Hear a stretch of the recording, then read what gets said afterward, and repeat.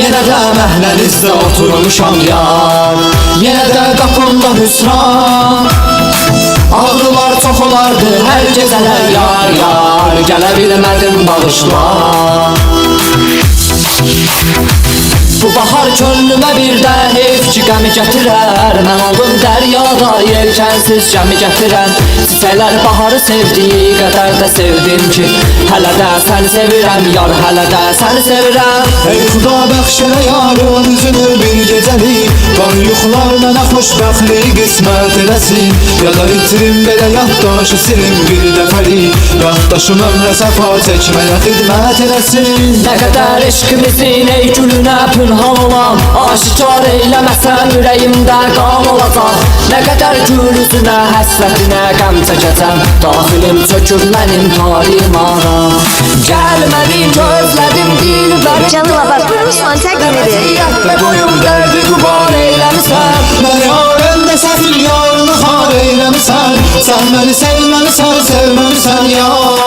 Divanə olub daha eşşabını süzdürdüm. Mən onu çox sevdim, oysa məni öldürdü.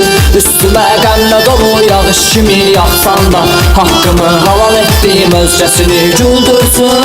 Mən silmiş adamı yad edirəm hər gecələr, qəlbə xoşbəxtlik üçün vaad edirəm hər gecələr. Məni viran eləyən şəxsi özümə tərif edib, uçulan qəlbi abad eləyirəm. Ümidun bir çələk hörmüşəm mən gülüm, nə qədər gözləyəcəm ey fələyim ver ölüm. Dünyamda dünya qurub arzuladım sənlə gülüm, amma ki əlin yenə çatmadı ki arzulara. Ölmüşəm bəlkə amma xəyallarım darmadağın, bağa sən girib yenə bağbalı dağ doldun axı. Ruhumu dindirəcək bir sözünə rəhbatkən, sevgimin qatili sən cəhənnəmim oldun axı. Cənnətim sən mənim ürviyyətim varımsan, yaşarkən ruhumu bədənimdən alırsan. Gözlərimi yolda qoyan intizarımsan.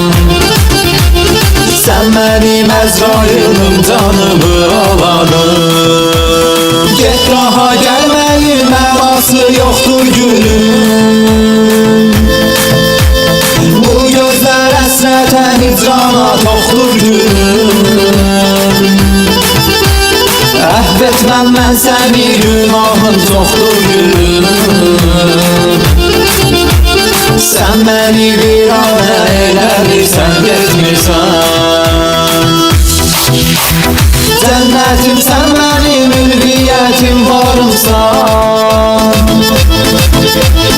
yaşarkən ruhumu bədənimdən alırsan. Gözlərimi yolda qoyan intizarımsan. Sən mənim Əzrailim, canımı alanım.